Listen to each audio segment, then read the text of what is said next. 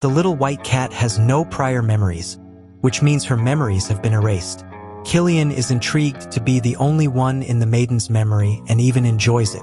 The divine blessing of the cat manages to block Herod's magic, and he cannot delve further.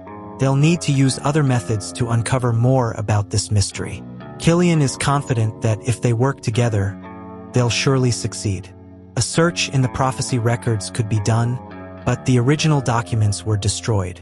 Herod realizes that the prince is there not only to learn more about the curse but also to make an official offer to them. So, the prince hands them a letter with a contract. A contract with the empire's sun emblem. Herod and his father ask why he chose them. The prince knows that the Dusan family is unique and one of the few who haven't submitted to the empire for centuries. He needs such people, and thus will make a beneficial offer to both parties. The offer to restore the academy. The previous emperor closed the Magic Academy to prevent opposition from the mage faction. Valen states that this could be dangerous for the prince, but Killian says he'll handle it himself and asks them to focus solely on mage training. Everyone knows the empire is barely standing, and now this cat brings forth new hidden secrets. It might be difficult from here on, but he's determined. The prince promises to bring glory to the mages if they trust him. For a mage, a contract is akin to abandoning one's life. A contract between a mage and their master. Powerful magics can only be used by serving this master. But there's a consequence. The more powerful the magic, the more one may lose their consciousness and sense of self. This means absolute surrender of their power to their master. There's no grand meaning behind it like building a great empire. Killian just wants to uncover the truth. After all, what they discovered today doesn't align with the prophecy that has been respected and followed by everyone in the empire for so long. Valen knows this shouldn't be taken lightly, so he accepts and makes the Master Mage contract. Now, Killian has become the Master of the Mages and the new Master of the Dusan House.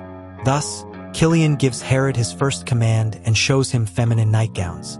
He asks for a spell to adjust the clothes to the user's size. Why the hell does he need this? Herod asks, but Killian just looks at him seriously. So he agrees and casts the requested spell. The spell is successfully completed, and after that, Killian goes home. Later, he asks the cat to put on one of the dresses, and she wonders why he's giving human sleepwear to a cat. She thinks it might be very uncomfortable, so she refuses. She thinks how nice it is to crawl into fresh sheets without wearing anything. It's bad enough being in a strange world as a cat, so losing that privilege is too much. Killian realizes the cat really doesn't want to wear the dresses, so he tells her it's better not to regret it later. The cat is confused, and so, later when they sleep together, the little cat turns back into a silver-haired human. Spring arrives. Following the original story, Killian would be 19 years old and would have consumed a dangerous amount of Catherine's black magic potion.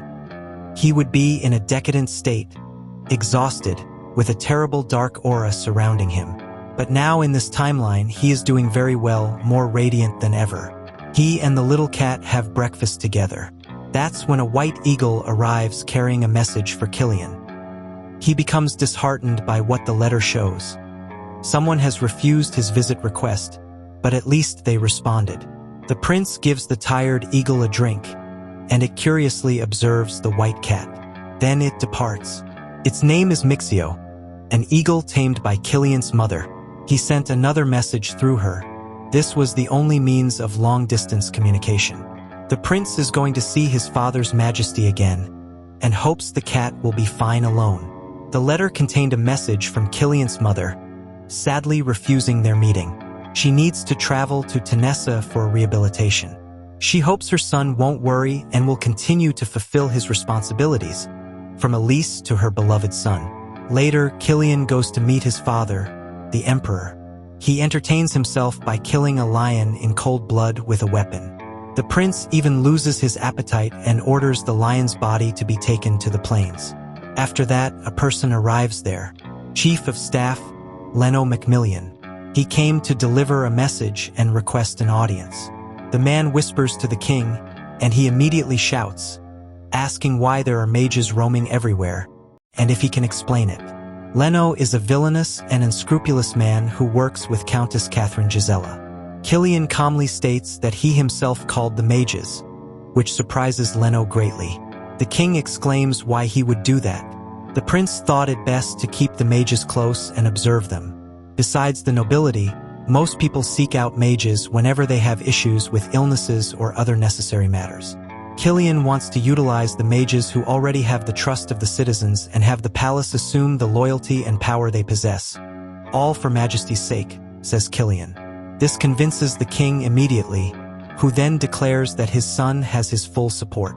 Elsewhere nearby, Catherine Gisela appears in the kitchen, speaking of the grand banquet that will soon take place. She dismisses the head chef and remains alone with the food, surely plotting something. Then she goes to visit the king and the prince, interested in seeing the so-called Black Lion, but Killian has already sent it away. Catherine is taking care of the preparations for the masquerade ball, and the king asks how everything is going. She says it's going well, but the presence of the original empress would be much better. In response, the king retorts, saying he doesn't need someone who cares more about their own rehabilitation than official matters. Catherine falsely laughs while playing with the king's insensitivity and asks the prince what he thinks. He simply says he has high expectations for Gisela's work, but deep down he hates everyone present there. He even wonders if he should kill them all right now, but death for them would be too easy. Killian will make them all beg for their lives. While all this commotion was happening, the little cat woke up from a good nap. Killian returns and starts coughing heavily. The cat immediately thinks that Gisela may have done something to the place they were in. The food for the party may have been poisoned. In that moment, the cat remembers that in the original story, Killian began showing symptoms of potion dependence when he turned 19. Exactly his age now. This moment is extremely painful for him. Painful enough to kill his own father, the emperor, and take his place on the throne. The prince staggers through the room while feeling the pains of the symptoms. The cat even wonders how he endured and hid this pain until now. But in truth, no one cared enough to notice his condition. And meanwhile, he protects her without worrying about himself. In this moment of great turmoil, the little cat goes after the dresses, wets them in milk, and puts them on the prince in an attempt to alleviate his fever. In the midst of the chaos, the cat ends up messing everything up, including the pillow bed Killian prepared, and now he can't climb back into bed. So, she decides to wear one of the dresses to ward off the cold. Wow, what a cute little thing. The next day, Killian wakes up seeing the wet dresses around him, and when he looks for the cat, he sees her as a human, sleeping soundly while wearing one of the dresses. He sees that she fell asleep after taking care of him. It seems that this girl is the only one beside the prince in this infernal place. And he even wonders if she's sleeping on the floor to catch a cold, just to be taken care of by him. He picks her up and carefully puts her in his bed, trying not to wake her up. He plays with her hair while wondering if he should reward her for taking such good care of him. Rennet means a little queen. At least there, Killian admits that she commands him like a queen, so he'll give her that name, Rennet. The little Rennet finally wakes up, surprised to find herself in bed. The prince calls her by the name he gave her, asking if she slept well. She is surprised. Rennet?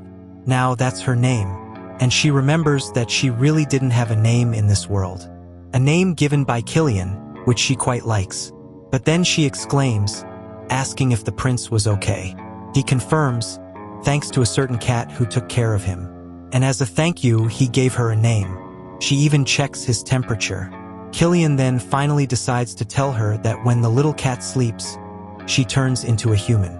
This totally catches her off guard, especially since when this happened, she was completely naked. This makes her meow so much and so thinly out of embarrassment that the window glass shatters.